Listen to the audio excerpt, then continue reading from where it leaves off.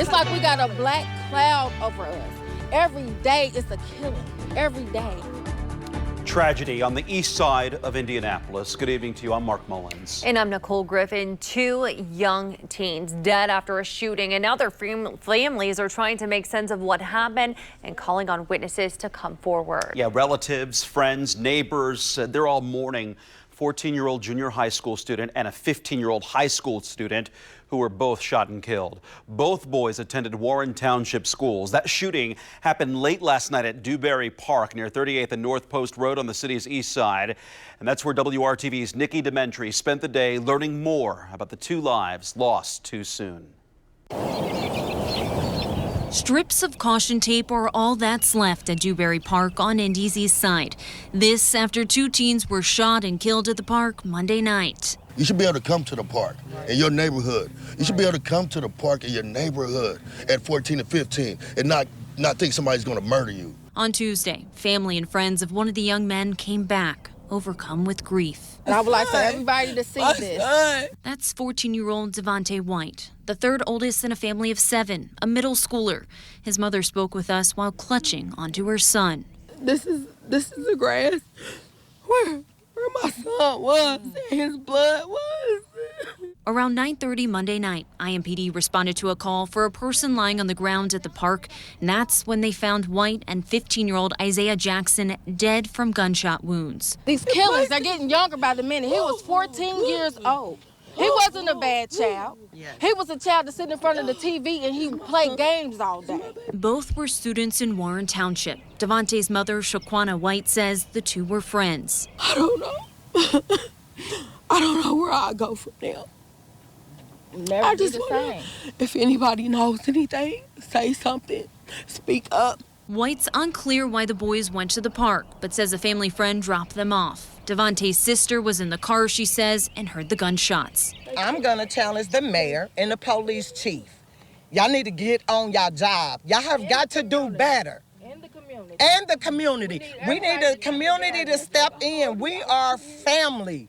We should not be burying our children. Our children should be burying us. IMPD Assistant Chief Chris Bailey says the community's cooperation is crucial to bringing an end to the rash and gun violence and also bringing justice to the families like White's and Jackson's. They need to know that I grieve with them and I'm sorry that this happened and that we will do everything we can within the law to make sure that those that did this, or the person or persons that did this, is accountable.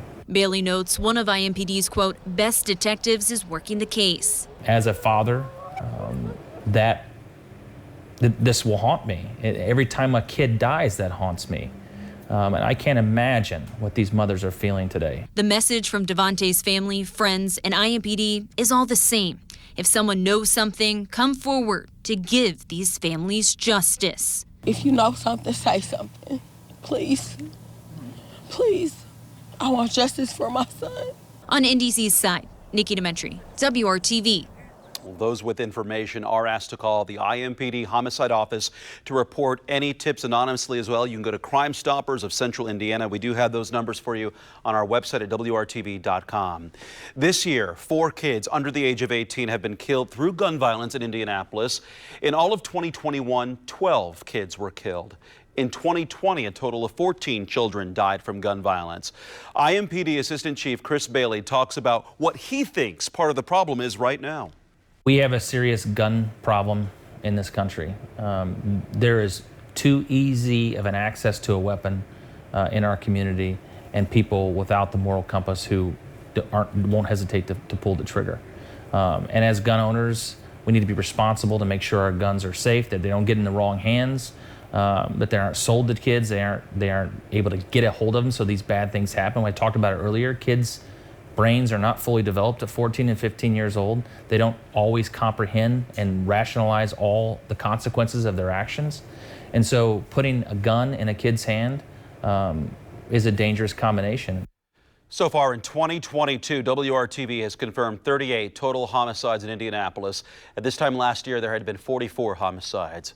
You can easily find out what crime is happening close to where you live. Our interactive map shows every homicide in Indianapolis this year, plus the status of each investigation. Just go to WRTV.com/crime to find that map.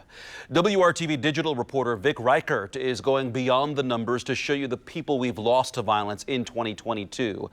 We share their stories, their faces, and the status of the investigations into their deaths. This is all for you right now. It's up on our website, WRTV.com.